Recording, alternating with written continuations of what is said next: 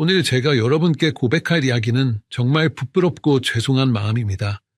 40년간 의사로 살면서 제가 얼마나 큰 실수를 했는지, 그리고 그 실수 때문에 얼마나 많은 분들께 불완전한 조언을 드렸는지 깨달았기 때문입니다. 제가 젊은 의사였을 때부터 지금까지 환자분들이 선생님, 건강에 좋은 기름 한 숟가락 먹으면 좋다는데 어떤 기름을 먹는 게 좋을까요? 라고 물어보시면 저는 항상 이렇게 답했습니다. 올리브유가 좋습니다. 지중해식 식단의 핵심이니까 올리브유 드세요. 심지어 제 가족들에게도 제 아내에게도 같은 조언을 했어요. 기억에 남는 환자분이 계십니다. 75세 되신 박철수 할아버지였는데요. 고혈압과 당뇨로 고생하고 계셨어요. 선생님, 뭘 먹어야 혈관이 좋아질까요? 하고 물어보시기에 저는 자신 있게 말했습니다. 올리브유 드세요. 혈관에 정말 좋거든요. 그런데 여러분, 이것이 얼마나 중요한 영양소를 놓친 조언이었는지 이제야 알게 되었습니다. 저 역시 72세가 되어서야 비로소 깨달았어요. 제가 그동안 올리브유만 믿고 먹으면서 놓친 필수 영양소들이 얼마나 많았는지를요. 불과 1년 전 일입니다. 제 혈압이 160까지 올라가고 혈액검사에서도 나쁜 콜레스테롤 수치가 260까지 나왔어요. 의사라는 직업이 무색할 정도로 제 건강이 나빠진 거죠. 같은 또래 친구들을 만나면 야, 우리도 이제 늙었나 보다 하면서 체념하고 있었거든요. 그런데 우연히 하이하 친구와 담소를 나누다가 간과했던 중요한 사실을 알게 되었습니다. 정호야, 너 아직도 올리브유 먹고 있냐? 올리브유에는 오메가3가 거의 들어있지 않아. 오히려 우리 들기름이 오메가3가 60%나 들어있다고. 뭔 소리야? 올리브유가 가장 건강한 기름으로 알고 있는데? 하고 반박했더니 그 친구가 웃으면서 말하더라고요. 그건 서양 사람들 이야기고 우리나라 들기름이 식물성 오메가3 함량으로는 최고 수준이야. 처음에는 믿을 수 없었습니다. 그래서 집에 와서 직접 논문들을 찾아보고 연구 자료들을 뒤져봤어요. 그랬더니 정말 충격적인 진실을 발견했습니다. 제가 40년간 추천해온 올리브유는 오메가9이라는 좋은 지방산이 주성분이지만 정작 우리 몸에 꼭 필요한 오메가3 필수 지방산은 거의 들어있지 않다는 거예요. 반대로 우리가 어릴 때부터 먹어온 들기름에는 오메가3가 60%나 들어있었던 겁니다. 그날 밤 잠이 오지 않았습니다. 내가 그동안 뭘 한 거지? 수천 명의 환자들에게 더 좋은 선택지를 알려드리지 못한 건 아닐까 하는 생각에 정말 괴로웠어요. 그날부터 저는 올리브유와 함께 들기름을 더 적극적으로 식단에 추가하기 시작했습니다. 하루에 한두 스푼씩 아침에 일어나서 한 번, 저녁 식사 후에 한 번 말이죠. 처음에는 고소한 맛이 좀 낯설었지만 금세 적응이 되더라고요. 그랬더니 어떻게 됐을까요? 정말 놀라운 변화가 일어났습니다. 꾸준한 노력과 함께 2달 만에 제 혈압이 160에서 130으로 떨어졌어요. 나쁜 콜레스테롤 수치도 260에서 180으로 내려갔습니다. 무엇보다 눈에 보이는 변화가 있었어요. 피부에 윤기가 돌기 시작했고 아침에 일어날 때 몸이 한결 가벼워진 느낌이었습니다. 제 아내도 여보, 얼굴 색깔이 많이 좋아졌네? 하고 말하더라고요. 그때 깨달았어요. 아, 내가 그동안 환자분들께 하나의 정보만 강조했구나. 특히 우리 어르신들께 정말 필요한 것은 비싼 수입 올리브유뿐만이 아니라 바로 우리 땅에서 나는 들기름의 오메가3 또한 중요하다는 것을 말이죠. 왜 우리 조상들이 들기름을 그렇게 중요하게 여겼는지, 왜 올리브유와 함께 들기름이 우리 몸에 얼마나 좋은지, 그리고 어떻게 먹어야 가장 효과적인지까지 모든 것을 알려드리겠습니다.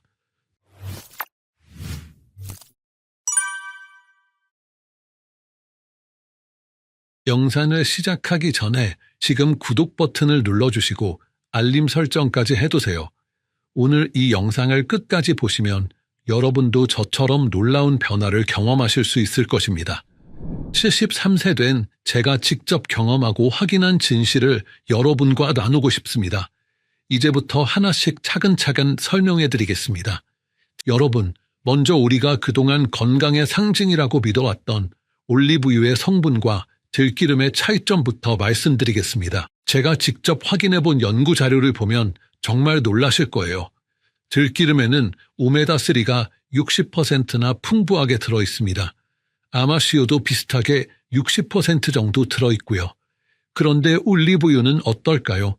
올리브유는 오메가3가 거의 들어있지 않습니다. 대신 오메가9이라는 성분이 주를 이룹니다. 오메가9이 나쁘다는 게 아닙니다. 올리브유의 오메가9은 혈관 건강에 매우 유익한 단일 불포화 지방산으로 지중해식 식단의 핵심적인 좋은 지방산입니다.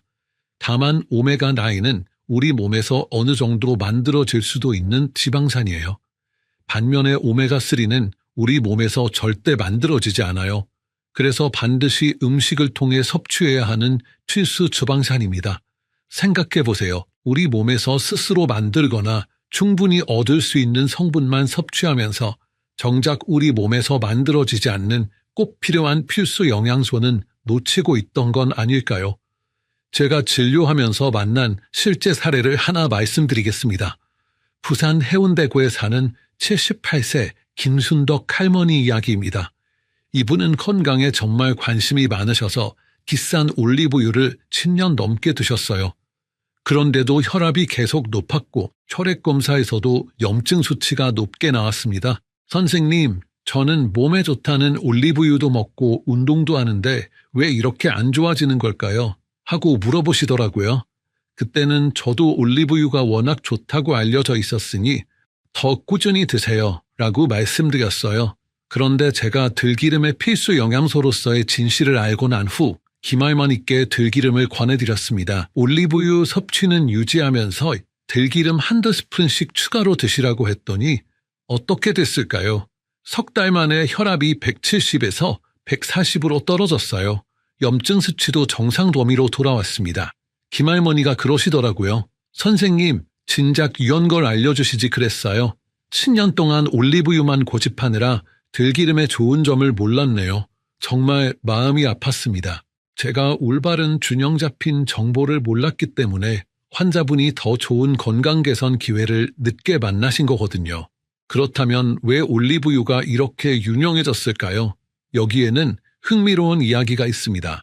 지중해식 식단이라는 게 유명해진 건 1950년대부터인데요. 당시 연구에서 지중해 지역 사람들이 심장병이 적다는 결과가 나왔어요. 그런데 여기서 놓친 중요한 사실이 있습니다. 지중해 사람들이 건강한 이유는 올리브유 하나 때문이 아니에요. 그들은 생선도 많이 먹고 견과류도 많이 먹고 채소와 과일도 풍부하게 섭취합니다. 특히 정어리, 고등어 같은 등푸른 생선을 많이 먹는데 이 생선들에 오메가3가 풍부하거든요. 결국 지중해 사람들이 건강한 진짜 이유는 오메가3를 포함한 다양한 영양소를 충분히 섭취했기 때문입니다. 올리브유는 건강한 지중해 식단의 한 부분이지만 필수 오메가3 섭취원으로는 생선 등 다른 식품이 훨씬 더 중요했던 거죠. 그런데 이런 복잡한 내용보다는 올리브유가 좋다는 단순한 메시지가 더 쉽게 퍼진 거죠. 게다가 올리브유를 수출하는 나라들이 마케팅을 열심히 한 것도 한몫해 보여. 반면에 우리나라 들기름은 어떨까요? 우리 조상들은 수천 년 전부터 들기름을 먹어왔습니다. 들깨를 짜서 만든 기름을 나물에도 묻히고 국에도 넣고 그냥 떠먹기도 했어요.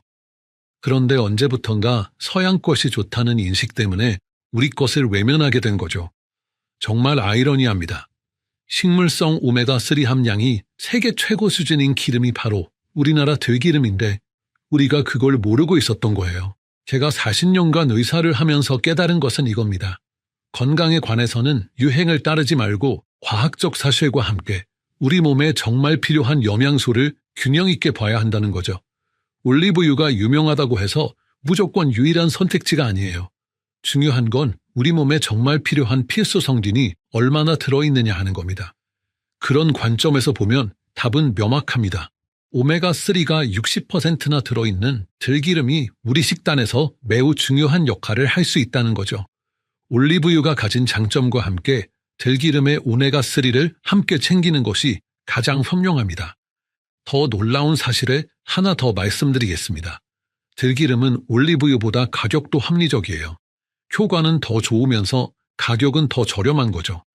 그동안 우리가 얼마나 좋은 선택지를 놓치고 있었는지 생각해 보세요. 제가 환자분들께 이런 이야기를 해드리면 다들 이렇게 말씀하세요.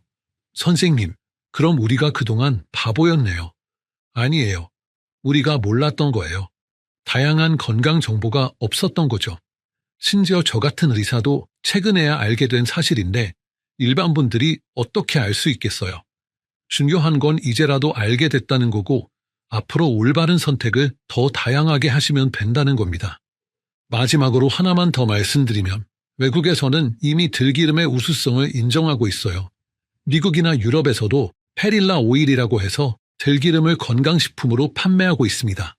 우리 것을 외국에서 비싼 값에 사가는 거죠. 정말 흥미롭지 않나요? 우리 땅에서 나는 들깨로 만든 들기름을 외국 사람들이 건강식품이라고 주목하는데 정작 우리는 비싼 올리브유만 고집하는 경향이 있었으니 말이에요. 이제 들기름의 구체적인 효능에 대해 말씀드리겠습니다. 정말 놀라운 이야기들이 많이 있어요. 들기름의 효능을 딱 3가지만 말씀드리라고 하면 저는 주저없이 이렇게 답하겠습니다. 첫 번째는 혈관 건강 개선, 두 번째는 눈 건강 유지, 세 번째는 치매 예방입니다. 이 3가지만으로도 여러분의 인생이 완전히 달라질 수 있어요. 먼저 첫 번째, 혈관 건강 개선 효과부터 말씀드리겠습니다. 들기름의 풍부한 오메가3의 주요 성분은 알파-리놀렌산, ALA인데요. 이 성분들은 혈관벽에 불필요한 노폐물이 쌓이는 것을 막고 혈액의 흐름을 원활하게 도와 혈관을 건강하게 유지하는 데 기여합니다. 대구 중구에 사는 박철수 할아버지 이야기를 해드릴게요. 이분은 젊은 시절 건설 현장에서 일하시면서 기름진 음식을 많이 드셨어요. 그 결과 70세가 넘어서부터 혈압이 180까지 올라가고 혈관이 많이 좋지 않다는 진단을 받으셨습니다. 병원에서는 혈관 수술을 권했지만 나이가 많아서 위험하다고 하더라고요. 그래서 약물 치료만 받고 계셨는데 효과가 별로 없었어요. 그런데 제가 들기름을 권해드린 후 어떻게 됐을까요? 매일 아침 저녁으로 들기름 1스푼씩 드시기 시작했어요. 그랬더니 놀라운 일이 일어났습니다. 4개월 만에 혈압이 180에서 145까지 떨어진 거예요. 혈관 촬영을 다시 해보니 혈액순환이 훨씬 원활해진 것을 확인할 수 있었습니다. 박 할아버지가 그러시더라고요.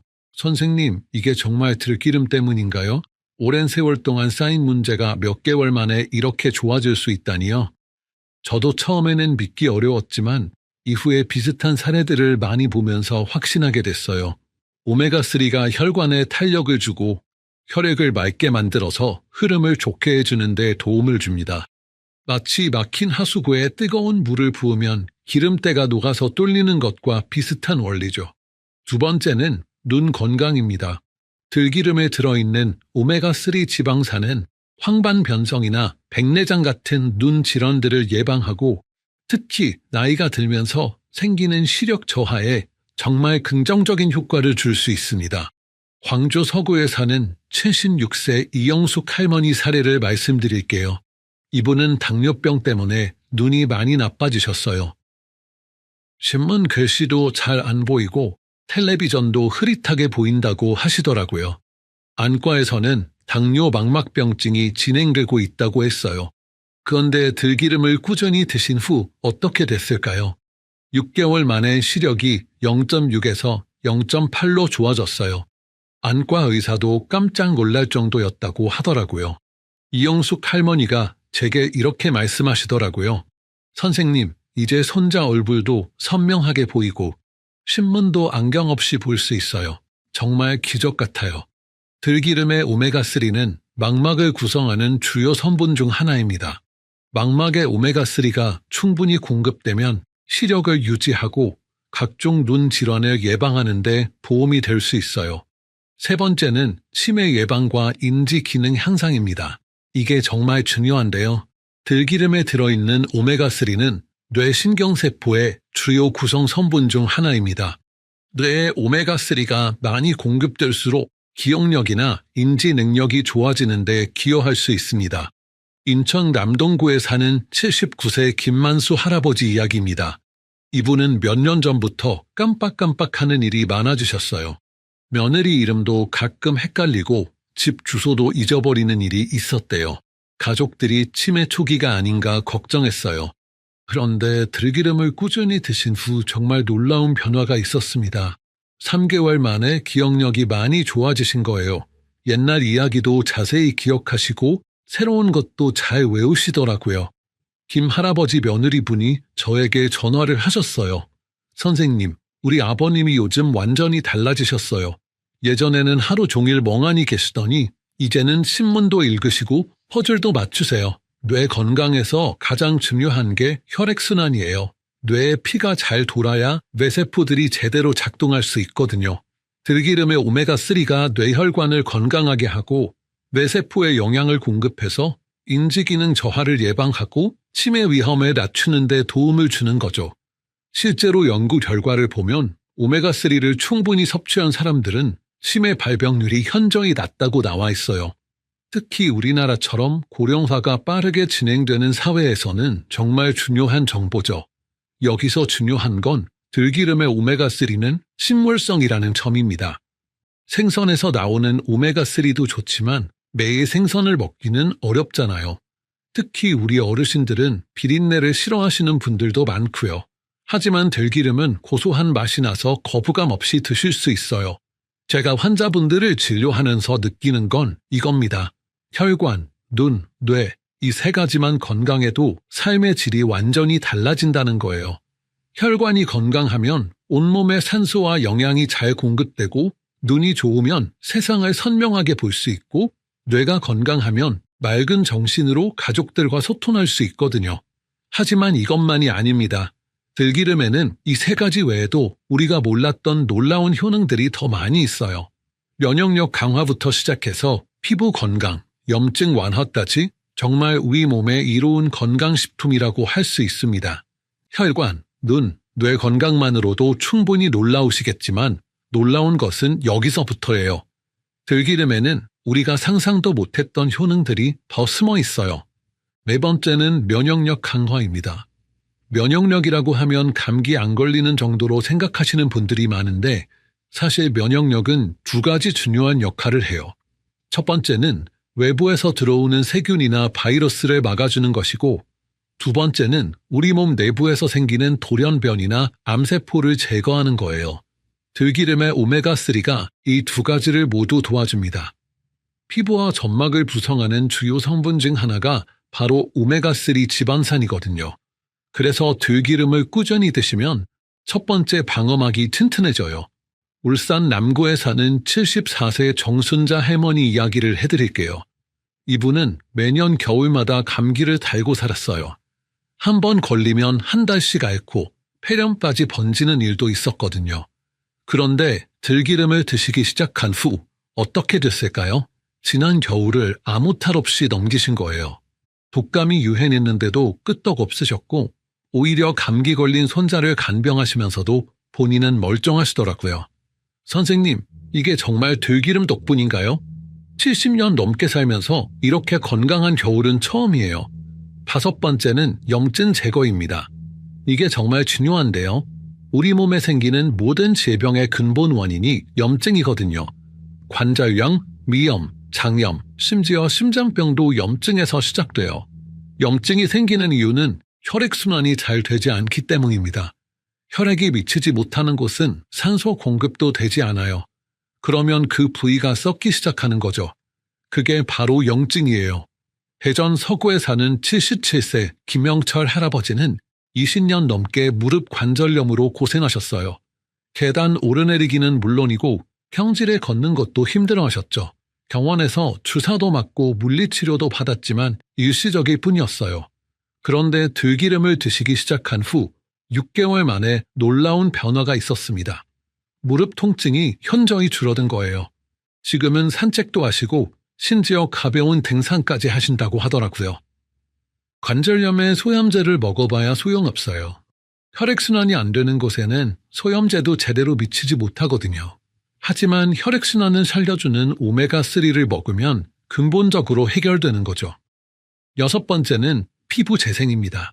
사람이 건강해 보이는 가장 중요한 지표가 바로 피부 상태예요. 피부에 윤기가 나면 건강해 보이고 칙칙하면 병들어 보이잖아요.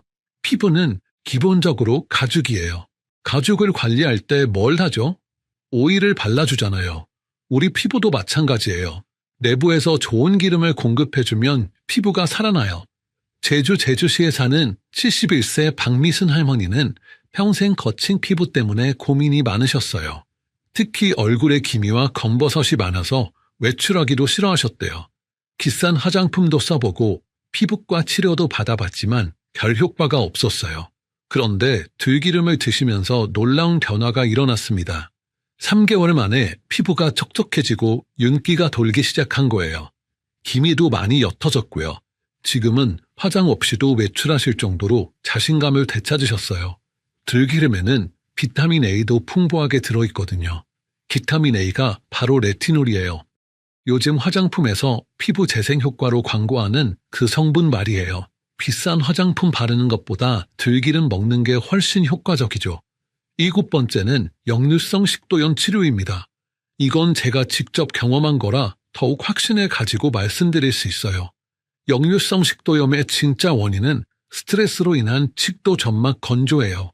들기름이 식도 점막을 직접 보호하고 재생시켜줍니다.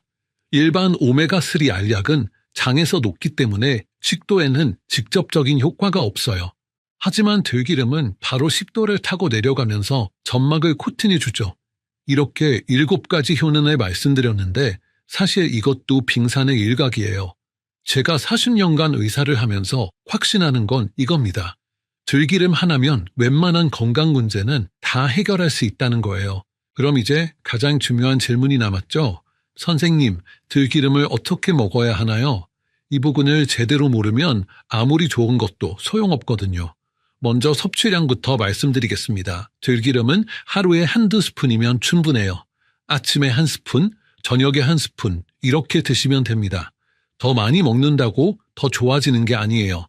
아침에 드실 때는 공복에 드시는 것이 가장 좋아요. 일어나자마자 물 1컵과 함께 들기름 1스푼을 드세요.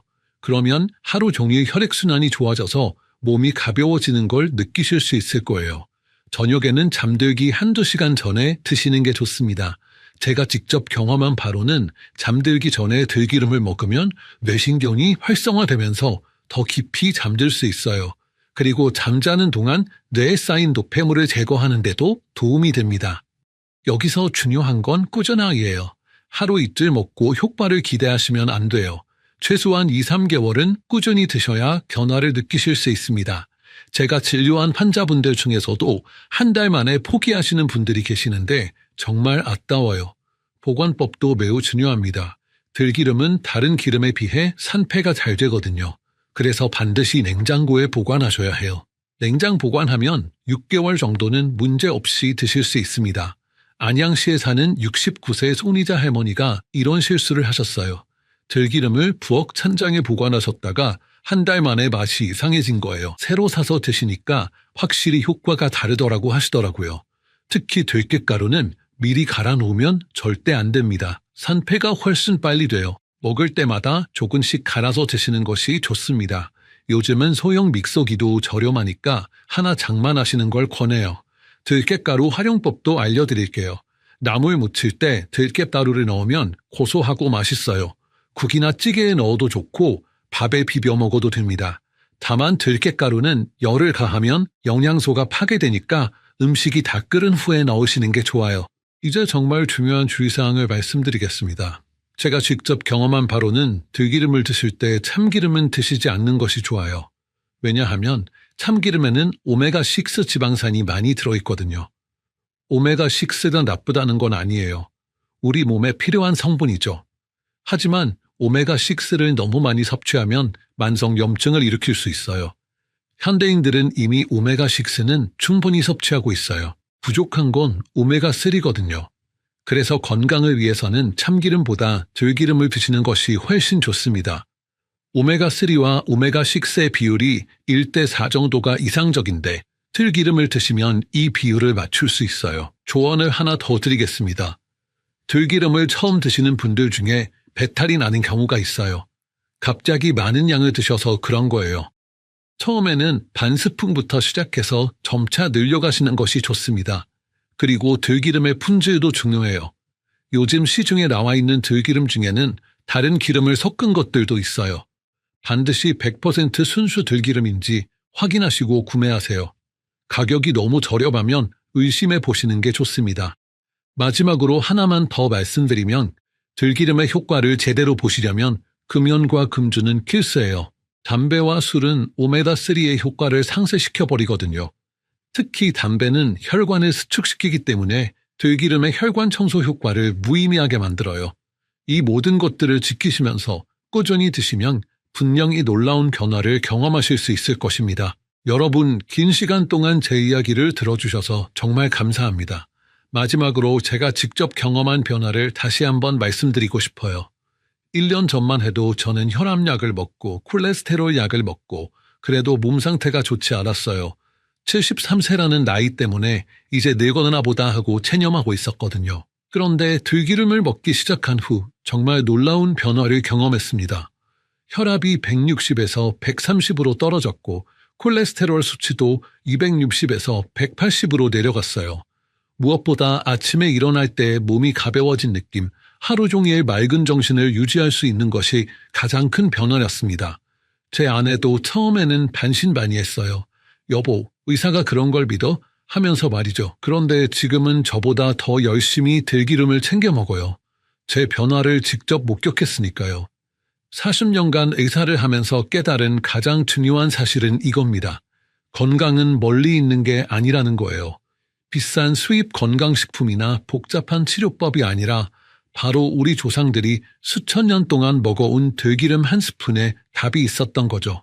전 세계에서 가장 우수한 오메가3 공급원이 바로 우리나라 들기름인데 우리는 그걸 모르고 외국 것만 찾고 있었으니 말이에요. 제가 환자분들께 들기름을 권하기 시작한 후 정말 많은 기적 같은 일들을 목격했어요. 혈압이 정상으로 돌아온 분들, 시력이 좋아진 분들, 기억력이 향상된 분들까지. 처음에는 저도 믿기 어려웠지만 이제는 확신합니다. 우리 것이 정말 좋습니다. 들기름은 단순한 기름이 아니라 우리 조상들의 지혜가 담긴 보물이에요. 여러분께 당부드리고 싶은 것은 이겁니다. 오늘부터라도 늦지 않았으니 들기름을 시작하세요. 하루 1~2스푼씩 아침 공복에 한 번, 저녁에 한 번 드시는 거예요. 냉장 보관 잊지 마시고 최소 3개월은 꾸준히 드셔보세요. 분명히 변화를 느끼실 거예요. 우리 땅에서 나는 들깨로 만든 들기름이 세계 최고의 건강식품이니까요. 손주들의 결혼식을 건강하게 지켜보시고 증손자의 첫 돌을 함께 축하하시기를 바랍니다. 100세 시대, 건강한 100세를 위해 오늘부터 들기름과 함께 하세요. 제가 오늘 말씀드린 내용이 여러분께 조금이라도 도움이 되셨다면 아래 구독 버튼을 눌러주시고 좋아요도 꼭 눌러주세요. 그리고 댓글로 여러분의 경험도 나눠주시면 정말 감사하겠습니다. 특히 주변에 계신 가족분들, 친구분들과도 꼭 공유해주세요. 이런 소중한 건강 정보는 혼자만 알고 계시기보다는 더 많은 어르신들이 함께 알아야 합니다. 공유 버튼을 눌러서 카카오톡이나 문자로 보내주시면 됩니다. 여러분의 건강한 노년을 진심으로 응원합니다. 다음 영상에서 또 뵙겠습니다. 감사합니다. 안녕하세요. 오늘은 정말 중요한 이야기를 해드리려고 합니다. 아침에 잠에서 깨어난 직후에 절대로 해서는 안 되는 행동들에 대해 말씀드리겠습니다. 많은 분들이 전혀 모르고 계시는 사실이지만 기상 직후 몇 분간은 우리 몸이 가장 위험한 상태에 놓여 있습니다. 이 시간에 잘못된 행동을 하면 정말로 생명을 잃을 수도 있습니다. 여러분은 매일 아침에 일어나자마자 무엇을 하시나요? 혹시 침대에서 벌떡 일어나서 화장실로 급하게 달려가시나요? 아니면 바로 스마트폰을 집어들고 뉴스나 날씨를 확인하시나요? 어떤 분들은 일어나자마자 차가운 물을 벌컥벌컥 마시거나 바로 운동복을 입고 밖으로 나가시기도 합니다. 또 어떤 분들은 알람이 울리자마자 바로 일어나서 서둘러 아침 준비를 시작하시죠. 하지만 이런 행동들은 모두 매우 위험합니다. 특히 60살 이상의 시니어분들에게는 더욱 치명적일 수 있습니다. 실제로 응급실에 실려오는 환자들 중 상당수가 아침 시간대에 발생하는 사고들입니다. 심근경색, 뇌졸중, 낙상사고 등이 아침에 집중적으로 일어납니다.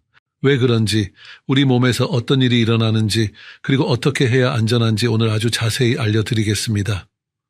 이 영상을 끝까지 보시면 여러분의 소중한 생명을 지킬 수 있는 중요한 방법들을 배우실 수 있습니다. 정말 간단한 방법들이지만 효과는 엄청납니다. 국내 한 대학병원의 연구에 따르면 아침 6시부터 10시 사이에 발생하는 응급 상황이 전체의 42%를 차지한다고 합니다. 이는 결코 우연이 아닙니다. 우리 몸의 생체 리듬과 깊은 관련이 있습니다. 특히 혈압과 심박수, 혈액점도 등이 아침에 급격하게 변하기 때문입니다. 또 다른 연구에서는 기립성 저혈압으로 인한 실신이 아침 시간대에 집중적으로 나타난다고 보고했습니다. 65세 이상에서는 5명 중 1명이 이런 경험을 한다고 합니다. 하지만 대부분의 사람들이 이를 단순한 어지럼증 정도로 생각하고 넘어갑니다. 먼저 이 영상은 의학적 진단이나 치료를 대신하지 않습니다. 건강정보 제공 목적으로 제작되었으며 개인의 건강 상태에 따라 다를 수 있습니다. 궁금한 점이나 증상이 있으시면 반드시 전문의와 상담하시기 바랍니다. 지금부터 들려드릴 이야기들은 실제로 일어난 일들을 바탕으로 재구성한 것입니다. 여러분과 가족들의 소중한 생명을 지키기 위해 끝까지 집중해서 시청해 주세요. 그리고 주변 분들에게도 꼭 알려주시기 바랍니다. 72세의 김 할아버지는 평생 건강관리에 신경을 많이 쓰셨습니다. 젊을 때부터 담배도 술도 하지 않으셨고 규칙적인 운동을 하며 살아오셨습니다. 매일 새벽 5시에 일어나서 동네 공원에서 1시간씩 걷기 운동을 하는 것이 30년간의 습관이었습니다. 주변 사람들도 김 할아버지를 보고 건강의 모범이라고 칭찬했습니다. 그날도 평소와 같이 새벽 5시에 휴대폰 알람이 울렸습니다. 김 할아버지는 평소 습관대로 알람 소리와 함께 벌떡 일어났습니다. 하지만 그 순간 이상한 느낌이 들었습니다. 머리가 띵하면서 심한 어지럼증이 느껴졌습니다. 눈앞이 캄캄해지면서 다리에 힘이 빠졌습니다. 김 할아버지는 균형을 잃고 비틀거렸습니다. 다행히 침대 옆에 있던 서랍장을 붙잡고 넘어지지는 않았습니다. 하지만 가슴이 두근두근 빨리 뛰고 식은땀이 흘렀습니다. 숨이 가빠오면서 불안한 마음이 들었습니다. 이런 증상은 처음 경험하는 것이었습니다. 하지만 김 할아버지는 이런 증상을 대수롭지 않게 생각했습니다. 아마 어제 늦게 잠들어서 그런 것 같다고 스스로를 위로했습니다. 잠시 침대에 앉아서 숨을 고른 후 평소대로 운동복을 입고 집을 나섰습니다. 집에서 공원까지는 걸어서 10분 정도의 거리였습니다. 공원에 도착한 김 할아버지는 평소처럼 가벼운 준비 운동을 시작했습니다. 목과 어깨를 돌리고 허리를 굽혔다 펴는 동작을 했습니다. 하지만 몸을 숙였다가 일으키는 순간 다시 심한 어지럼증이 몰려왔습니다. 이번에는 앞서보다 훨씬 심했습니다. 김 할아버지는 그대로 쓰러지고 말았습니다. 의식을 잃고 바닥에 넘어진 것입니다. 다행히 함께 운동하던 이웃 할머니가 빨리 발견하고 구급차를 불러주었습니다. 응급실로 실려간 김 할아버지는 1시간 후에야 의식을 되찾았습니다. 담당 의사는 김 할아버지에게 기립성 저혈압이라고 설명했습니다. 잠에서 깬 직후에는 우리 몸의 혈압과 심박수가 매우 불안정한 상태라고 했습니다. 이때 갑작스럽게 일어나거나 움직이면 뇌로 가는 혈액이 부족해져 실신할 수 있다고 경고했습니다. 특히 나이가 들수록 혈관의 탄력성이 떨어져 더욱 위험하다고 설명했습니다.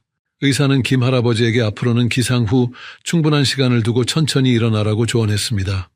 최소한 5분에서 10분 정도는 침대에서 몸을 서서히 깨운 후 일어나야 한다고 했습니다. 그리고 운동 전에도 충분한 준비 시간을 가져야 한다고 강조했습니다.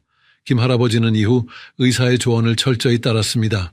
매일 아침 알람이 울려도 바로 일어나지 않았습니다. 먼저 누운 채로 눈을 뜨고 3분간 기다렸습니다. 이때 가볍게 손목과 발목을 돌리고 무릎을 구부렸다 펴는 동작을 반복했습니다. 그 다음 상체를 일으켜 침대에 앉은 자세를 취하고 2분간 더 기다렸습니다. 마지막으로 침대 가장자리에 앉아서 발을 바닥에 내려놓고 1분간 더 기다린 후에야 천천히 일어났습니다. 이런 방법을 사용한 후로는 어지럼증이 완전히 사라졌습니다. 김 할아버지는 지금도 건강하게 매일 운동을 하고 계십니다. 다만 기상 후 몇 분간의 여유를 두는 것만으로 위험한 상황을 완전히 피할 수 있었습니다. 김 할아버지는 지금 이 경험을 주변 사람들에게 적극적으로 알리고 있습니다. 단순해 보이는 방법이지만 생명을 구할 수 있는 소중한 지식이라고 말씀하십니다. 실제로 김 할아버지 덕분에 비슷한 상황을 예방한 이웃들이 여러 명 계십니다. 반면에 비슷한 상황에서 다른 선택을 한 분의 안타까운 이야기도 있습니다. 68세의 박할머니는 평소 고혈압으로 혈압약을 꾸준히 복용하고 계셨습니다. 약을 잘 드셔서 혈압은 정상 범위로 잘 조절되고 있었습니다. 자녀들과도 가까운 곳에 살면서 손자, 손녀들을 자주 돌봐주시는 다정한 할머니셨습니다. 어느 날 새벽 4시쯤 갑작스럽게 전화벨이 울렸습니다. 딸에게서 온 전화였는데 초등학생인 손자가 갑자기 열이 많이 나고 토를 해서 응급실에 데려가야 한다는 내용이었습니다. 하지만 딸의 남편은 출장 중이어서 혼자서는 어려운 상황이었습니다. 박할머니에게 도움을 요청하는 전화였습니다. 박할머니는 손자 걱정에 잠이 확 깼습니다. 마음이 급해진 할머니는 전화를 받자마자 침대에서 벌떡 일어났습니다. 평소 같으면 천천히 일어나셨겠지만 손자 생각에 그런 여유가 없었습니다. 급하게 옷을 갈아입고 가방을 챙겼습니다. 하지만 옷을 갈아입는 중에 박할머니는 이상한 증상을 느꼈습니다. 머리가 어지럽고 가슴이 답답했습니다. 평소에 없던 증상이었지만 손자가 급하다는 생각에 대수롭지 않게 넘겼습니다. 빨리 차를 몰고 딸네 집으로 가야 한다는 생각뿐이었습니다. 박할머니는 서둘러 채 올라탔습니다. 딸네 집까지는 차로 20분 정도 걸리는 거리였습니다. 하지만 운전을 시작한 지 10분쯤 지났을 때 갑자기 시야가 흐려지기 시작했습니다. 앞이 잘 보이지 않고 머리가 띵했습니다. 가슴도 더욱 답답해졌습니다. 박할머니는 차를 길게 세우려고 했지만 이미 늦었습니다. 순간적으로 의식을 잃으면서 핸들을 놓치고 말았습니다. 차는 중앙선을 넘어 반대편 가드레일을 들이받았습니다. 다행히 새벽 시간이라 다른 차량은 없었지만 박할머니는 중상을 입고 병원에 실려갔습니다. 응급실에서 깨어난 박할머니는 여러 곳에 골절상을 입었습니다. 갈비뼈 3대가 부러지고 왼쪽 어깨도 탈구되었습니다. 다행히 생명에는 지장이 없었지만 완전히 회복하는 데 석 달이 걸렸습니다. 담당 의사는 기상 직후 급격한 움직임과 스트레스로 인한 혈압 급상승이 원인이라고 진단했습니다. 특히 평소 복용하던 혈압약의 효과가 새벽 시간에 가장 약해진 상태였다고 설명했습니다. 이런 상황에서 갑작스러운 스트레스와 움직임이 더해지면서 혈압이 급격히 올라갔다고 했습니다. 그 결과 뇌로 가는 혈액 공급에 문제가 생겨 일시적으로 의식을 잃은 것이라고 했습니다. 박할머니는 이후 석 달간 병원에서 입원 치료를 받아야 했습니다. 손자를 도우러 가려던 마음이 오히려 더 큰 사고를 불러온 것입니다. 정작 손자는 단순한 감기 증상이었는데 할머니가 더 큰 위험에 처하게 된 안타까운 상황이었습니다. 만약 박할머니가 전화를 받은 후에도 몇 분간 침착하게 기다렸다면 어땠을까요? 기상 후 충분한 시간을 두고 천천히 준비했다면 이런 사고는 막을 수 있었을 것입니다. 응급 상황이라고 해서 자신의 안전을 무시해서는 안 된다는 교훈을 남긴 사례입니다. 박할머니는 지금 완전히 회복하셨지만 그때의 경험을 잊지 않고 계십니다. 아무리 급한 일이 있어도 기상 후에는 반드시 몇 분간 기다리는 것을 원칙으로 삼고 계십니다. 그리고 주변 분들에게도 이런 경험을 나누면서 주의를 당부하고 계십니다. 그렇다면 도대체 왜 아침에 갑자기 일어나는 것이 이렇게 위험한 걸까요? 이를 이해하려면 먼저 우리 몸이 잠을 자는 동안 어떤 상태에 있는지 알아야 합니다. 수면 중에는 우리 몸의 모든 기능이 휴식 모드로 전환됩니다. 이를 부교감신경계의 활성화라고 합니다. 잠을 자는 동안 심장 박동은 평소보다 10에서 20회 정도 느려집니다. 분당 70에서 80호에 뛰던 심장이 60회 이하로 떨어지기도 합니다. 혈압도 마찬가지로 낮아집니다. 수축기 혈압이 10에서 20 정도 떨어지는 것이 정상입니다. 이는 심장과 혈관이 휴식을 취하는 자연스러운 현상입니다. 또한 천도 평소보다 1돼서 2도 정도 낮아집니다. 신진대사율도 20% 정도 감소합니다. 호르몬 분비도 달라집니다. 스트레스 호르몬인 코르티솔은 새벽에 가장 낮아지고 멜라토닌 같은 수면 호르몬은 높은 상태를 유지합니다. 혈액의 성질도 변합니다. 밤사이 수분 손실로 인해 혈액이 평소보다 끈적해집니다. 혈소판의 응집력도 증가해서 혈전이 생기기 쉬운 상태가 됩니다. 이런 모든 변화는 우리 몸이 효율적으로 휴식을 취하기 위한 자연스러운 과정입니다. 문제는 이런 상태에서 갑자기 일어날 때 발생합니다. 잠에서 깨면서 교감신경계가 급격히 활성화됩니다. 심장 박동이 갑자기 빨라지고 혈압이 급상승합니다. 하지만 혈관은 아직 이런 변화에 준비가 되어 있지 않습니다. 특히 시니어분들은 혈관의 탄력성이 떨어져 있어 더욱 위험합니다. 갑작스럽게 일어나면 중력의 영향으로 혈액이 하체로 몰립니다. 심장에서 뇌로 가는 혈액량이 일시적으로 부족해집니다. 이때 뇌는 산소와 영양분 부족으로 어지럼증이나 실신을 일으킵니다. 이것이 바로 기립성 저혈압입니다. 반대로 혈압이 급격히 상승하는 경우도 있습니다. 갑작스러운 자세 변화나 스트레스로 인해 혈압이 평소보다 훨씬 높아집니다. 이때 약해진 혈관이 견디지 못하면 뇌출혈이나 심근경색 같은 치명적인 상황이 발생할 수 있습니다. 국내 한 연구에 따르면 아침 시간대에 발생하는 심근경색은 전체의 37%에 달한다고 합니다. 뇌졸중 역시 아침 6시부터 12시 사이에 가장 많이 발생한다고 보고되었습니다. 이는 기상 직후의 급격한 생리적 변화와 밀접한 관련이 있습니다. 또 다른 연구에서는 기립성 저혈압의 발생률을 조사했습니다. 65세 이상에서는 10명 중 1명꼴로 기립성 저혈압을 경험한다고 합니다. 이 비율은 나이가 들수록 더욱 높아집니다. 80세 이상에서는 10명 중 3명이 이런 증상을 겪는다고 보고되었습니다. 혈액 점도의 변화도 중요한 요인입니다. 새벽 시간에는 혈액이 가장 끈적한 상태가 됩니다. 이때 혈전이 생길 위험이 높아집니다. 실제로 혈전으로 인한 뇌경색이나 심근경색도 새벽과 오전 시간에 집중적으로 발생합니다. 그렇다면 이런 위험을 어떻게 예방할 수 있을까요? 다행히 방법은 의외로 간단합니다. 핵심은 우리 몸이 잠에서 깬 상태에 서서히 적응할 수 있도록 충분한 시간을 주는 것입니다. 첫 번째 해결책은 단계적 기상법입니다. 잠에서 깨어도 절대로 바로 일어나지 마세요. 이것이 가장 중요한 원칙입니다. 먼저 누운 채로 눈을 뜨고 최소 3분간 기다리세요. 이때 완전히 가만히 있을 필요는 없습니다. 누운 상태에서 할 수 있는 가벼운 움직임을 해주세요. 손목과 발목을 천천히 돌려주세요. 시계 방향으로 10번, 반시계 방향으로 10번씩 돌리면 됩니다. 그 다음 무릎을 가슴 쪽으로 당겼다가 천천히 펴는 동작을 좌우 다리를 번갈아 가면서 각각 5번씩 해주세요. 이런 동작들은 혈액순환을 도와줍니다. 목과 어깨도 가볍게 움직여주세요. 고개를 좌우로 천천히 돌리고 어깨를 위아래로 움직여주세요. 이때 절대로 급하게 하지 마시고 천천히 부드럽게 해야 합니다. 이런 준비 운동을 3분간 하면 우리 몸이 서서히 깨어나기 시작합니다. 그 다음 단계는 상체를 일으켜 침대에 앉는 것입니다. 이때도 천천히 해야 합니다. 한 번에 바로 앉지 말고 먼저 옆으로 누워서 팔꿈치를 짚고 일어나세요. 그 다음 다리를 침대 아래로 내리면서 앉은 자세를 취하세요. 이 상태에서 다시 2분간 기다리세요. 앉은 상태에서도 할 수 있는 동작들이 있습니다. 심호흡을 5번 정도 해주세요. 코로 천천히 숨을 들이마시고 입으로 천천히 내쉬세요. 목을 좌우로 천천히 돌리고 어깨를 위아래로 움직여주세요. 허리도 좌우로 가볍게 돌려주면 좋습니다. 마지막 단계는 침대 가장자리에 앉아서 발을 바닥에 완전히 내려놓는 것입니다. 이 상태에서 1분간 더 기다리세요. 이때 어지럼증이나 두통, 가슴 답답함 같은 증상이 없는지 확인하세요. 만약 이상 증상이 있다면 조금 더 기다리거나 다시 누워서 휴식을 취하세요. 모든 단계에서 이상이 없다면 이제 천천히 일어나세요. 이때도 급하게 벌떡 일어나지 말고 천천히 일어나야 합니다. 일어난 후에도 바로 걷지 말고 잠시 제자리에서 균형을 잡으세요. 이런 방법을 사용하면 우리 몸이 점진적으로 깨어난 상태에 적응할 수 있습니다. 두 번째 해결책은 올바른 수분 섭취법입니다.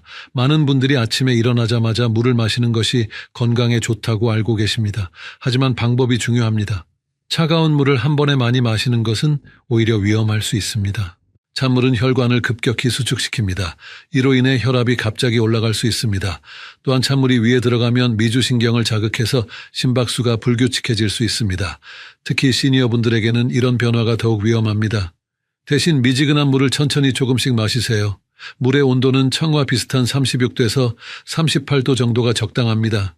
손목에 대어봤을 때 미지근하게 느껴지는 정도면 됩니다.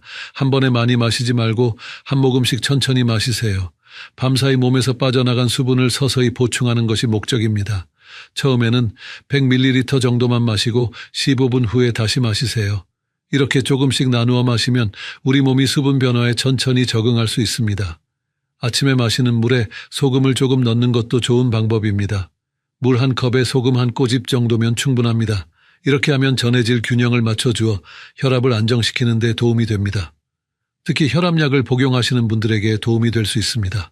카페인이 들어간 커피나 차는 기상 후 30분 이후에 마시는 것이 좋습니다. 카페인은 심장 박동을 빠르게 하고 혈압을 올릴 수 있습니다.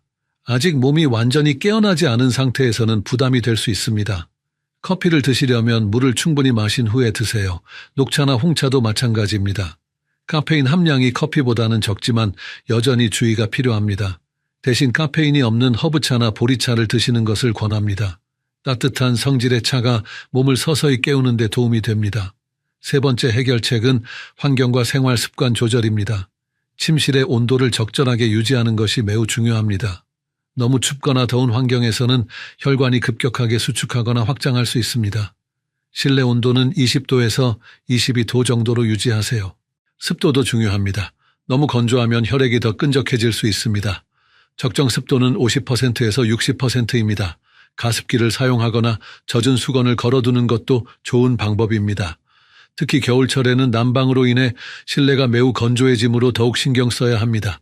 침실의 조명도 신경 써야 합니다. 갑자기 밝은 불을 켜면 눈이 부시고 혈압이 올라갈 수 있습니다. 커튼을 조금씩 열어 자연광을 서서히 들여보내세요. 아니면 간접 조명을 먼저 켜고 점차 밝기를 높여가세요. 스마트폰의 조명 조절 기능을 활용하는 것도 좋습니다. 침대 주변 환경도 중요합니다. 침대에서 화장실까지의 동선을 안전하게 만들어 두세요. 미끄러지지 않는 슬리퍼를 침대 옆에 준비해 두세요.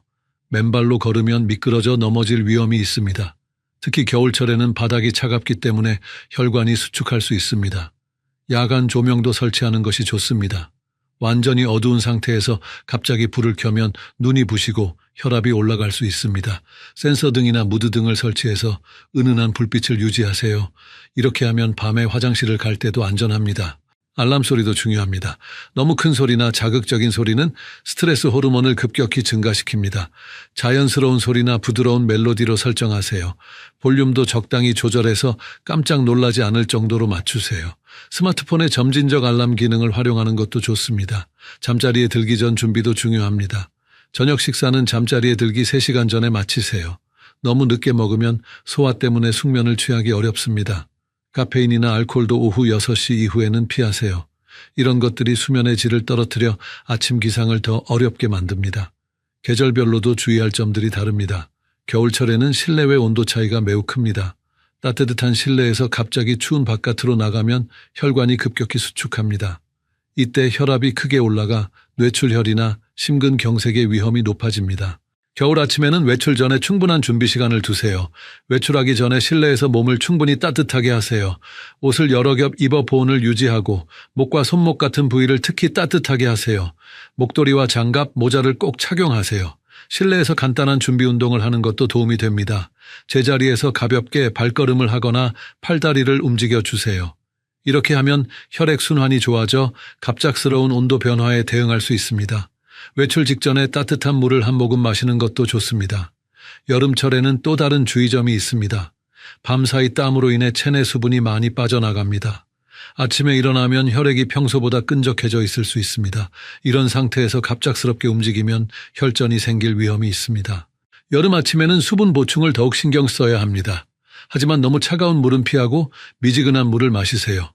에어컨이 켜진 방에서 잠을 잤다면 실내외 온도 차이에도 주의해야 합니다. 외출 전에 에어컨을 끄고 잠시 기다린 후 나가는 것이 좋습니다. 에어컨 바람을 직접 쐬고 잠을 자는 것도 피해야 합니다. 혈액순환이 나빠져 아침에 몸이 더 뻣뻣해질 수 있습니다. 에어컨은 간접적으로 시원하게 하고 선풍기나 서큘레이터로 공기를 순환시키는 것이 좋습니다. 봄과 가을에는 일교차가 큽니다. 밤에는 춥고 낮에는 따뜻해서 천 조절이 어려울 수 있습니다. 이런 계절에는 침실 온도를 일정하게 유지하는 것이 더욱 중요합니다. 잠자리에서 온도 조절이 쉬운 얇은 이불을 여러 장 준비하는 것이 좋습니다. 약물을 복용하고 계신 분들은 더욱 세심한 주의가 필요합니다. 혈압약을 드시는 분들은 아침에 약 효과가 가장 약해진 상태입니다. 보통 혈압약은 24시간 지속되지만 새벽 시간에는 효과가 떨어집니다. 이때 갑작스럽게 움직이면 혈압이 급격히 변할 수 있습니다. 혈압약 복용 시간을 조절하는 것도 고려해 볼 수 있습니다. 저녁에 복용하면 아침 시간 혈압 조절에 더 도움이 될 수 있습니다. 하지만 이는 반드시 담당 의사와 상담한 후 결정해야 합니다. 임의로 복용 시간을 바꾸면 오히려 위험할 수 있습니다. 당뇨약을 복용하시는 분들도 주의가 필요합니다. 밤사이 혈당이 떨어진 상태에서 갑작스럽게 움직이면 저혈당 증상이 나타날 수 있습니다. 어지럼증, 식은땀, 손떨림 등이 나타날 수 있습니다. 아침에 일어나면 먼저 혈당을 확인하고 필요시 간단한 간식을 드세요. 혈당이 낮다면 오렌지 주스나 사탕 같은 단순당을 섭취하세요. 하지만 너무 많이 먹으면 혈당이 급격히 올라갈 수 있으니 주의해야 합니다. 평소 혈당 관리를 잘 하시는 분이라도 아침에는 특별히 신경 써야 합니다. 수면제나 신경안정제를 복용하시는 분들은 약물 효과가 아침까지 남아있을 수 있습니다. 평소보다 어지럼증이 심하거나 균형 감각이 떨어질 수 있습니다. 이런 분들은 더욱 천천히 일어나야 하고 충분한 시간을 두고 움직여야 합니다. 약물 복용에 대해서는 반드시 전문의와 상담하시기 바랍니다. 개인의 건강 상태와 복용 약물에 따라 주의사항이 다를 수 있습니다. 정기적으로 병원을 방문해서 약물 효과와 부작용을 점검받으세요. 자주 받는 질문들에 대해 자세히 답변해 드리겠습니다. 첫 번째 질문은 몇 시간 정도 자야 아침에 안전하게 일어날 수 있는가입니다. 시니어분들에게는 7시간에서 8시간의 수면이 적당합니다. 너무 적게 자면 몸이 충분히 회복되지 않아 더 위험할 수 있습니다.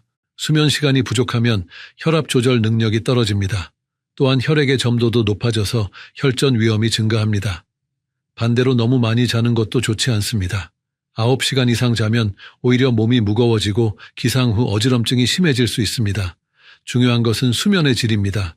깊은 잠을 자야 아침에 상쾌하게 일어날 수 있습니다. 잠자리 환경을 개선하고 규칙적인 수면 패턴을 유지하세요. 매일 같은 시간에 자고 같은 시간에 일어나는 것이 중요합니다. 두 번째 질문은 낮잠을 자도 같은 주의가 필요한가입니다. 네, 낮잠 후에도 마찬가지로 주의해야 합니다. 비록 밤잠보다는 덜 깊게 자지만 여전히 혈압과 심박수의 변화가 있습니다. 특히 1시간 이상의 긴 낮잠 후에는 더욱 조심해야 합니다. 낮잠은 30분 이내로 하는 것이 좋습니다. 너무 오래 자면 깊은 잠에 빠져서 깨어나기 어려워집니다. 또한 밤잠에도 영향을 줄 수 있습니다. 낮잠 후에도 천천히 일어나고 몇 분간 앉아서 기다린 후 활동을 시작하세요. 세 번째 질문은 규칙적인 운동을 하면 아침 기상이 더 쉬워지는가입니다. 네, 규칙적인 운동은 심혈관 건강을 개선해 기립성 저혈압을 예방하는 데 도움이 됩니다. 특히 유산소 운동은 혈압 조절 능력을 향상시킵니다. 하지만 운동 시간을 잘 조절해야 합니다. 잠자리에 들기 3시간 전에는 운동을 마쳐야 합니다. 운동 직후에는 교감신경이 활성화되어 있어 잠들기 어려울 수 있습니다. 또한 운동 후 천이 높아진 상태에서는 숙면을 취하기 어렵습니다. 운동 강도도 중요합니다. 너무 격렬한 운동은 오히려 해롭습니다. 시니어분들에게는 가벼운 산책이나 수영, 요가 같은 운동이 적합합니다. 일주일에 3회에서 4회, 한 번에 30분에서 45분 정도가 적당합니다. 네 번째 질문은 혈압약을 복용하면 아침 기상이 더 위험한가입니다. 약물의 종류에 따라 다릅니다. 일부 혈압약은 아침에 혈압을 더 낮출 수 있어 기립성 저혈압의 위험을 높입니다. 반면 어떤 약물은 오히려 아침 혈압을 안정시키는 데 도움이 됩니다. 이뇨제를 복용하시는 분들은 특히 주의해야 합니다. 이뇨제는 체내 수분을 빼내는 작용을 하므로 탈수 위험이 있습니다. 아침에 일어나면 평소보다 혈액이 더 끈적할 수 있습니다. 충분한 수분 섭취가 더욱 중요합니다. 베타 차단제를 복용하시는 분들도 주의가 필요합니다.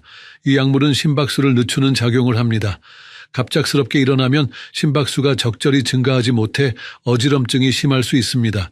더욱 천천히 일어나는 것이 중요합니다. 오늘 배운 내용을 다시 한번 정리해 보겠습니다. 아침에 잠에서 깨어도 절대로 바로 일어나지 마세요. 이것이 가장 중요한 원칙입니다.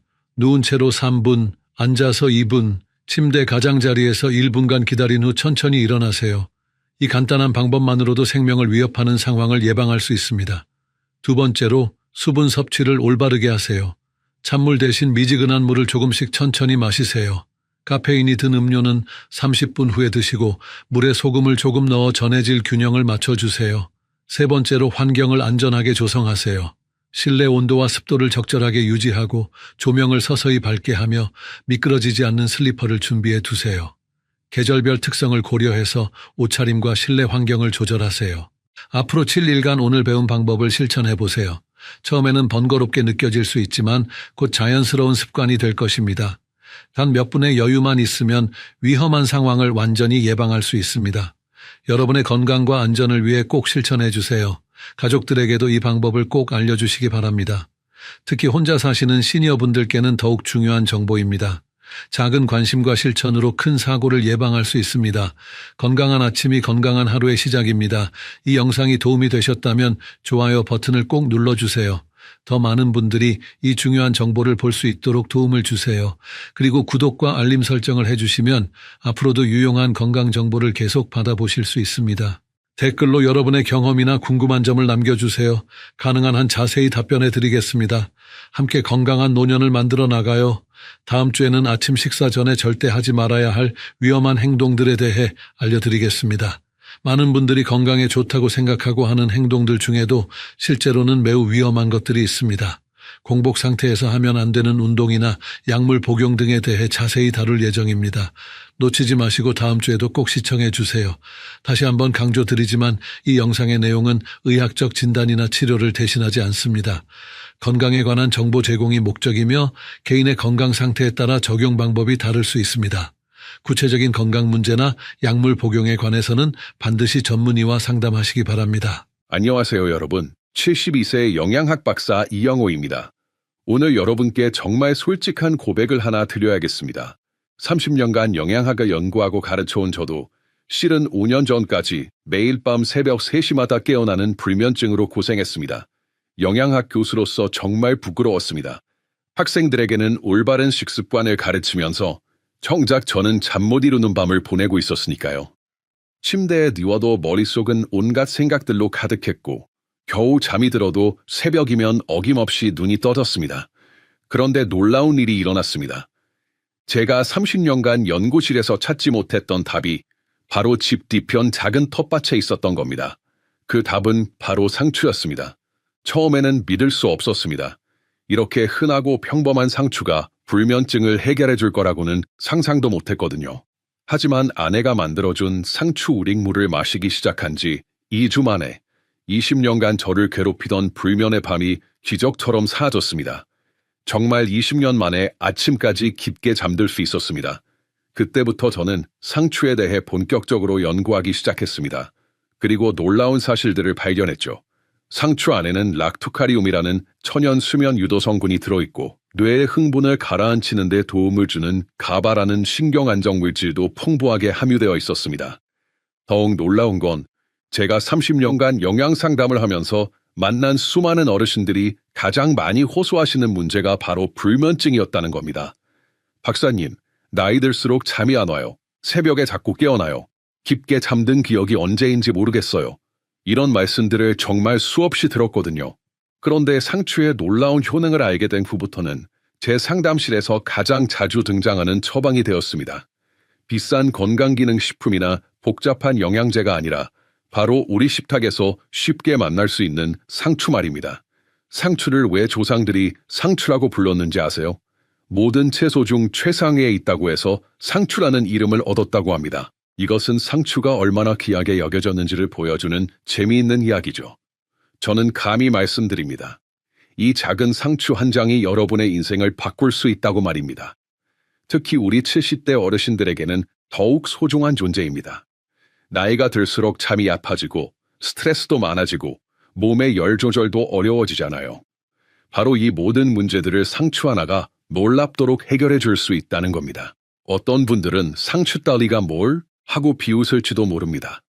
하지만 오늘 이 영상을 끝까지 보시면 여러분도 제가 경험했던 그야말로 인생 역전의 기적 같은 변화를 경험하실 수 있을 겁니다. 손주들의 결혼식도 증손자의 첫돌도 건강하고 깊은 잠으로 준비된 몸과 마음으로 지켜보실 수 있을 거예요. 그럼 지금부터 상추가 어떻게 우리의 잠을 되찾아주는지 30년 연구 경험과 제 개인적 체험을 바탕으로 자세히 말씀드리겠습니다.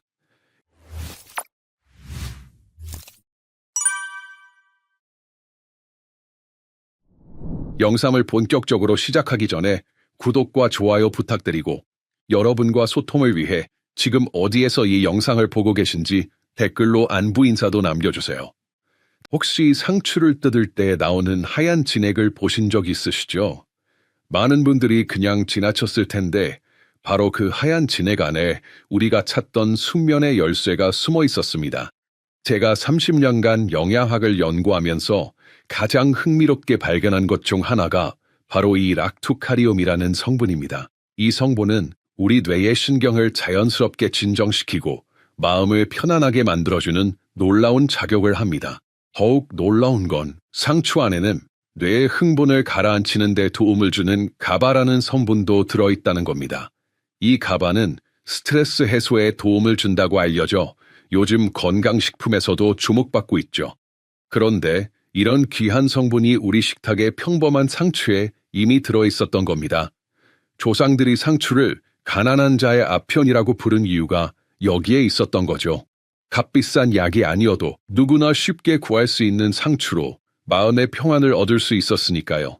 30년간 영양 상담을 하면서 제가 가장 많이 들은 고민이 바로 이런 것들이었습니다. 박사님, 침대에 누워도 머리가 복잡해서 잠이 안 와요. 조금만 소리가 나도 깨어나요. 새벽 3시면 어김없이 눈이 떠져서 다시 잠들기 어려워요. 특히 여름철에는 이런 호소가 더욱 많아졌습니다. 왜 그럴까요? 여름철에는 우리 몸에 열이 많이 쌓이거든요. 낮에는 무더위로 지치고 밤에도 열이 제대로 식지 않아서 깊은 잠에 들기 어려워지는 거죠. 그런데 상추의 특성을 보세요. 여름철에 가장 잘 자라고 넓은 잎으로 뜨거운 햇볕을 받아들이면서도 시원하고 상쾌한 기운을 유지합니다. 이것이 바로 상추가 우리 몸에 열을 식혀주는 이유입니다. 잠에 들기 위해서는 우리 몸의 체온이 자연스럽게 떨어져야 합니다. 이것은 과학적으로도 증명된 사실입니다. 체온이 약간 떨어질 때 우리는 깊은 잠에 빠져들 수 있거든요. 상추가 바로 이 과정을 도와주는 겁니다. 작년에 제 상담실을 찾아오신 한 어르신이 생각나네요. 할머니셨는데 20년 넘게 불면증으로 고생하고 계셨어요. 박사님, 잠이 오지 않아서 밤새 뒤척이다가 새벽에 겨우 잠들면 또 금방 깨어나요. 낮에는 피곤해서 아무것도 할 수가 없어요. 그분께 상추 우린 물을 권해드렸더니 3주 만에 놀라운 변화가 있었습니다. 박사님, 어젯밤에 10시에 잠들어서 아침 6시에 깼어요. 이런 일이 언제적인지 기억도 안 나요. 정말 기뻐하시면서 고마워하시던 모습이 지금도 생생합니다. 이런 일들이 한두 번이 아니었어요. 상추의 효능을 알게 된 후로는 불면증으로 고민하시는 분들께 가장 먼저 추천드리는 자연요법이 되었습니다. 그런데 여기서 중요한 건 상추만이 아니라는 겁니다. 물론 상추만큼은 아니지만 여름철에 자라는 넓은 잎 채소들은 대부분 이런 성질을 가지고 있어요. 케일, 양배추, 해추 같은 채소들도 비슷한 효능을 가지고 있습니다. 하지만 그 중에서도 상추가 특별한 이유는 바로 그 하얀 진액, 락투카리움 때문입니다. 다른 채소들보다 훨씬 더 진정 효과가 뛰어나고 불면증에 더욱 특화된 성분이 집중되어 있거든요. 의대 동기 중에 정신과 의사로 일하는 친구가 있는데 그 친구도 요즘 환자들에게 약물 치료와 함께 자연요법으로 상추를 추천한다고 하더군요. 영호야, 내가 알려준 상추 이야기를 환자들에게 해줬더니 정말 많은 분들이 도움을 받고 있어. 이처럼 상추는 단순한 채소가 아니라 우리 몸의 자연적인 수면 리듬을 돕고 마음의 안정을 가져다주는 과학적인 힘을 가진 천연 재료라고 할 수 있습니다. 그럼 이제 이 놀라운 상추를 어떻게 똑똑하게 활용할 수 있는지 알려드리겠습니다. 자, 그럼 이제 제가 직접 만들어 먹고 있는 상추 레시피들을 공개해드리겠습니다. 사실 처음에는 그냥 상추 쌈으로만 먹었는데 불면증 개선 효과를 제대로 보려면 꾸준히 그리고 더 농축된 형태로 섭취해야 한다는 걸 깨달았거든요. 첫 번째로 제가 가장 추천하는 방법은 바로 상추 물김치입니다. 이건 제가 아내와 함께 몇 번의 시행착오를 거쳐서 완성한 레시피예요. 왜 물김치일까요? 여러 가지 이유가 있습니다. 먼저 발효 과정을 거치면서 상추의 유효 성분들이 우리 몸에 더 잘 흡수될 수 있는 형태로 변하고 유산균들이 장 건강에도 도움을 줍니다. 장 건강은 우리의 전반적인 컨디션, 특히 숙면에도 긍정적인 영향을 줄 수 있습니다. 그리고 상추 자체가 차가운 성질을 가지고 있는데 마늘이나 생강, 고춧가루 같은 따뜻한 성질의 재료들과 함께 발효시키면 성질의 균형이 맞춰집니다. 이것은 우리 조상들의 지혜가 담긴 음식 궁합으로 위장에 부담을 주지 않으면서도 지속적으로 섭취할 수 있게 돕습니다. 만드는 방법은 생각보다 간단합니다.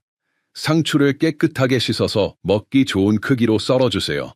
여기에 마늘, 생강을 조금씩 넣고 고춧가루는 아주 조금만 넣어줍니다. 너무 맵게 하면 안 돼요. 소금으로 간을 맞춰주고 물을 부어서 하루 이틀 발효시키면 됩니다. 저는 이 상추 물김치를 매일 저녁 식사 때 한 그릇씩 먹어요. 특히 잠들기 2~3시간 전에 먹으면 효과가 가장 좋더라고요. 소화도 잘 되고 속도 편안해지면서 자연스럽게 잠이 오기 시작합니다. 두 번째 방법은 아내가 개발해준 상추 우린물입니다. 이건 정말 간단해요. 냄비에 상추를 넣고 물을 부어서 끓이기만 하면 됩니다. 여기서 중요한 건 비율인데 상추 양의 3배 정도 물을 넣어주시면 됩니다. 처음에 아내가 이게 맛이 있을까 걱정했는데 막상 만들어 마셔보니 은은하고 깔끔한 맛이 나더라고요. 상추 특유의 쌉쌀한 맛이 있긴 하지만 불쾌하지 않고 오히려 마음이 차분해지는 느낌이었어요. 이 상추 우린 물을 냉장고에 넣어두고 하루에 2~3번 정도 마셔요. 특히 자기 전에 따뜻하게 데워서 마시면 정말 좋습니다. 간이 좀 심심하다 싶으면 소금이나 간장을 조금 넣어도 되고 식초를 살짝 넣으면 더 상쾌한 맛이 나요. 그런데 정말 놀라운 건 이렇게 꾸준히 마시기 시작한 지 2주 만에 확실한 변화를 느꼈다는 겁니다. 예전에는 침대에 누워서 1시간씩 뒤척였는데 이제는 머리가 베개에 닿자마자 스르르 잠이 들어요. 아내도 처음에는 반신반의했는데 지금은 저보다 더 열성적으로 상추 요리를 만들고 있어요. 여보, 이렇게 간단한 걸로 잠이 잘 잘 수 있다니 정말 신기해. 이런 말을 자주 하죠. 영양학적으로 설명하면 행복 호르몬이라고 불리는 세로토닌의 생성을 도울 수 있습니다. 이 세로토닌은 우리 몸에서 수면을 유도하는 호르몬인 멜라토닌으로 변환되거든요. 즉, 장 건강이 좋아지면서 자연스럽게 숙면을 돕는 호르몬 분비에도 긍정적인 영향을 줄 수 있다는 겁니다. 그러니까 상추를 먹으면 단순히 진정 효과만 있는 게 아니라 우리 몸의 자연스러운 수면 리듬까지 회복시켜주는 거예요. 이런 원리를 알고 나니까 조상들의 지혜가 정말 대단하다는 생각이 들더라고요. 물론 처음에는 맛이 익숙하지 않을 수도 있어요. 하지만 일주일 정도 꾸준히 드시면 금방 적응되실 겁니다. 그리고 무엇보다 효과를 느끼기 시작하면 맛보다는 그 소중함 때문에 계속 찾게 되실 거예요. 여기서 하나 더 팁을 드리자면 상추를 선택할 때는 가능하면 유기농으로 키운 것을 선택하세요. 그리고 뿌리 부분보다는 잎 부분을 위주로 사용하시고요. 상추의 숙명 성분인 락토카리움은 주로 잎과 줄기에서 나오는 하얀 진액에 풍부하기 때문입니다. 이렇게 간단한 방법들로도 충분히 효과를 보실 수 있지만 더욱 특별한 조합이 있습니다. 사실 제가 상추에 더욱 관심을 갖게 된 또 다른 이유가 있어요. 바로 혈압 때문이었습니다. 5년 전쯤 건강검진에서 혈압이 조금 높게 나왔거든요. 140 정도였는데 의사 선생님이 약을 먹기 전에 생활 습관부터 바꿔보자고 하시더라고요. 그때부터 제가 영양학 지식을 총동원해서 혈압에 좋은 식재료들을 찾아봤어요. 그런데 놀랍게도 평소에 연구하던 상추가 혈압 관리에도 정말 좋다는 걸 발견했습니다. 상추에는 혈압 조절에 중요한 칼륨이 풍부하게 들어있어요.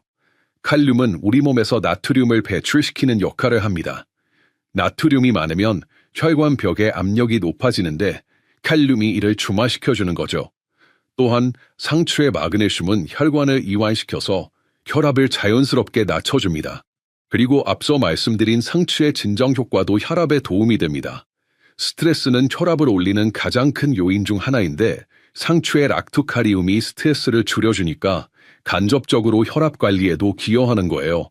의대 동기 중에 신장내과 의사로 일하는 친구가 있는데 그 친구에게 이 이야기를 했더니 정말 흥미로워하며 저에게 혈압약을 먹는 환자들에게도 이런 자연식품을 함께 추천하면 좋겠는데 라고 하더라고요.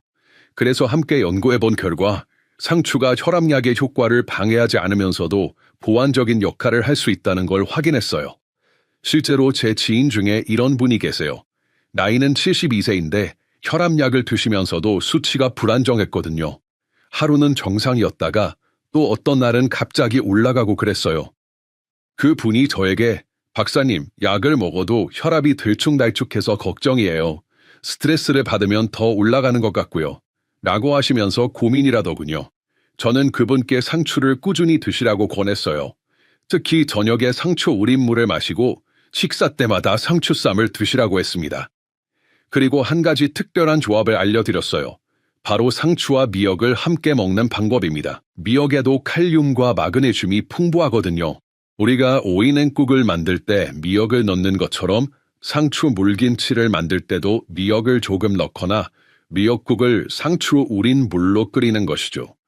지인분이 2달 정도 꾸준히 드신 후에 혈압을 재봤더니 이전보다 훨씬 안정적이었어요. 물론 약도 계속 드셨지만 수치의 변동폭이 줄어들고 전체적으로 낮아진 거죠. 박사님, 스트레스를 받아도 예전만큼 급격히 오르지 않아요. 라고 하시더라고요. 하지만 여기서 정말 중요한 건 상추는 결코 혈압약을 대체할 수 없다는 겁니다.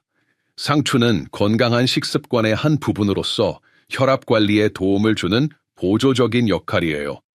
혈압약을 드시는 분들은 반드시 담당 의사와 상의하시고 정기적으로 혈압을 체크하셔야 합니다. 특히 70대 어르신들은 혈압 관리가 정말 중요하잖아요. 뇌졸중, 심장병 예방을 위해서라도 꾸준한 관리가 필요한데 상추 같은 자연식품을 활용하면 약물 치료와 함께 더욱 긍정적인 시너지를 낼 수 있어요. 그리고 상추의 또 다른 장점은 부종 완화입니다. 나이가 들면 발이나 발이 붓는 경우가 많은데 상추의 칼륨이 체내 수분 균형을 맞춰줘서 부종을 줄여줍니다. 혈압과 부종을 동시에 관리할 수 있는 거죠. 제가 추천하는 혈압 관리용 상추 활용법은 이렇습니다. 아침에는 상추쌈으로 드시고 점심에는 상추를 무쳐서 저녁에는 상추 우린 물을 마시세요. 이렇게 하루 3번 바른 형태로 드시면 지루하지도 않고 꾸준히 섭취할 수 있어요. 그런데 이렇게 상추를 자주 드실 때 반드시 알아야 할 안전수칙들이 있습니다. 특히 농약이나 세균에 대한 걱정을 완전히 해결하는 방법을 알려드리겠습니다. 30년간 영양상담을 하면서 많이 받은 질문 중 하나가 바로 이겁니다.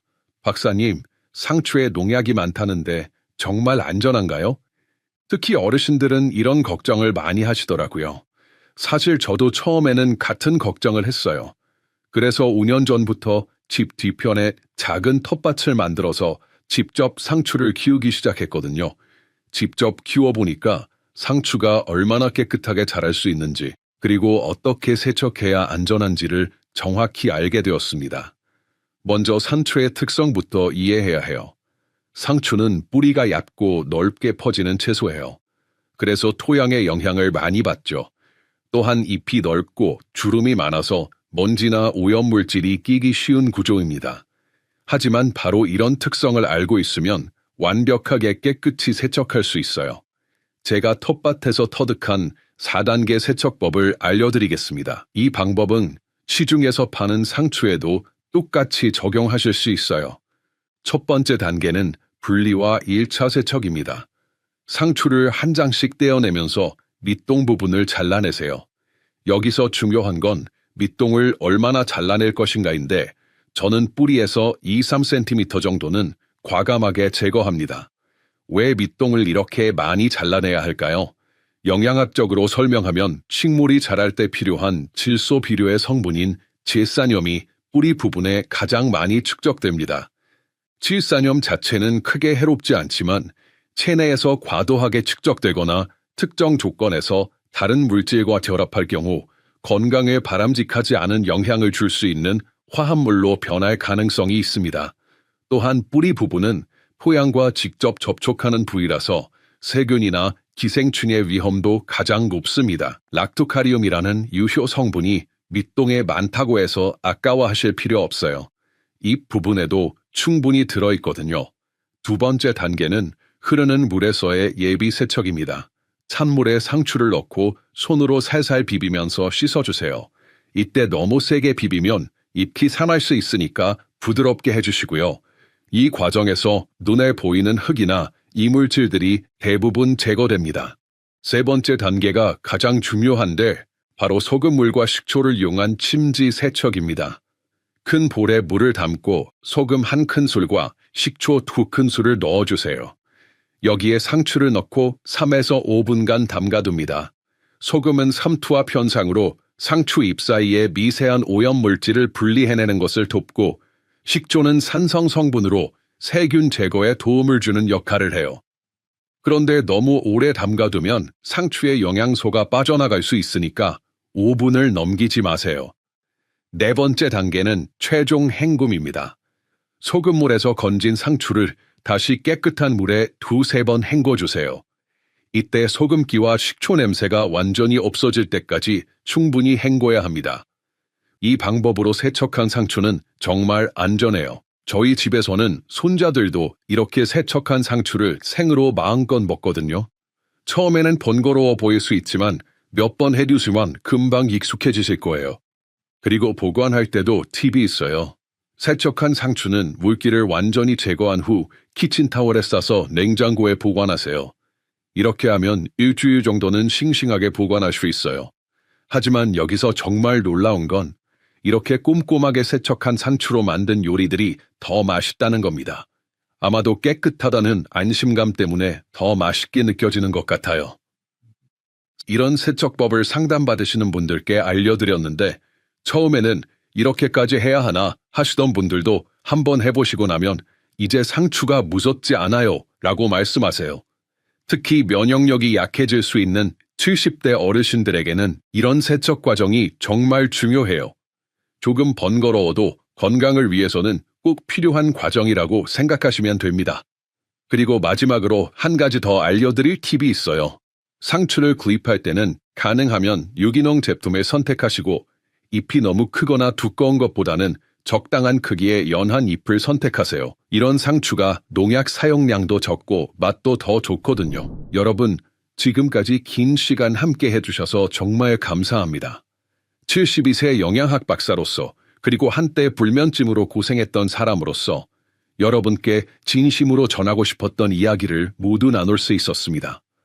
여러분도 오늘부터 상추와 함께하는 건강한 생활을 시작해보세요. 처음에는 맛이 익숙하지 않을 수도 있고 세척하는 것이 번거로울 수도 있어요. 하지만 일주일만 꾸준히 해보시면 분명히 변화를 느끼실 겁니다. 그리고 여러분의 경험담도 꼭 들려주세요.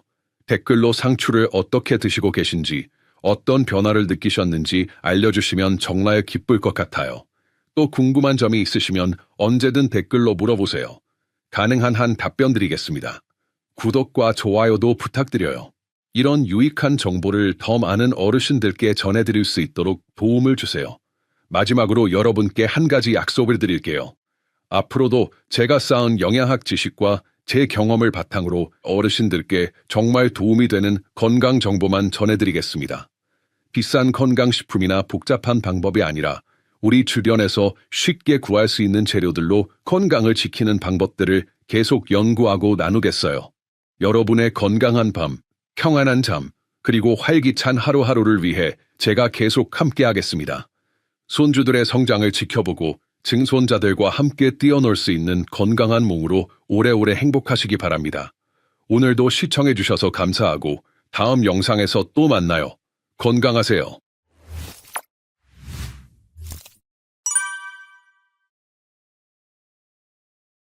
어르신 여러분, 안녕하세요.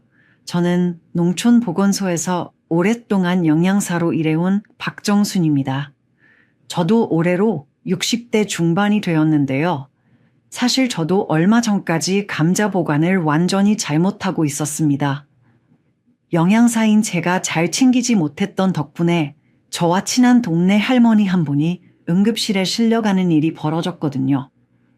그때 제가 얼마나 속상했는지 모릅니다. 여러분께서도 혹시 감자를 신문지로 싸서 베란다에 보관하고 계시지 않나요? 아니면 감자를 보관하실 때 양파도 함께 한 곳에 보관하고 계시진 않으신지요?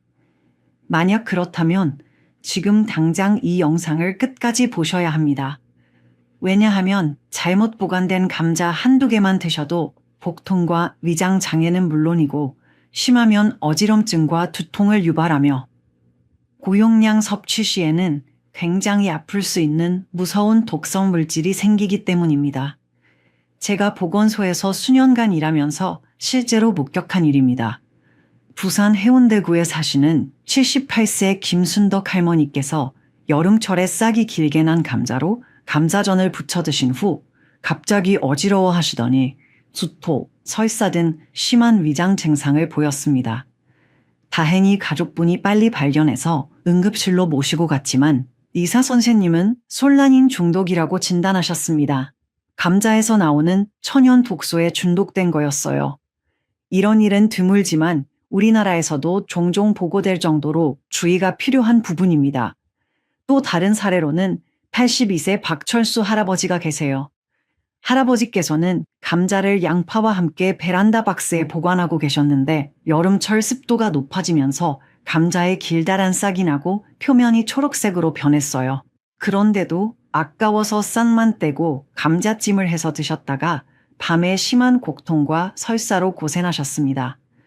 특히 요즘처럼 감자가 저렴할 때 대량으로 사서 보관하시는 분들이 많은데 제대로 된 보관법을 모르면 자신과 가족의 건강에 해가 될 수 있습니다. 저의 경험상 감자 보관 부주의로 인한 건강 문제가 생각보다 발생하고 있습니다. 오늘 이 영상 하나만 제대로 보시면 감자를 수개월간 싱싱하게 보관하면서 우리 가족 건강까지 지킬 수 있는 확실한 방법을 알려드리겠습니다. 그리고 나이 드신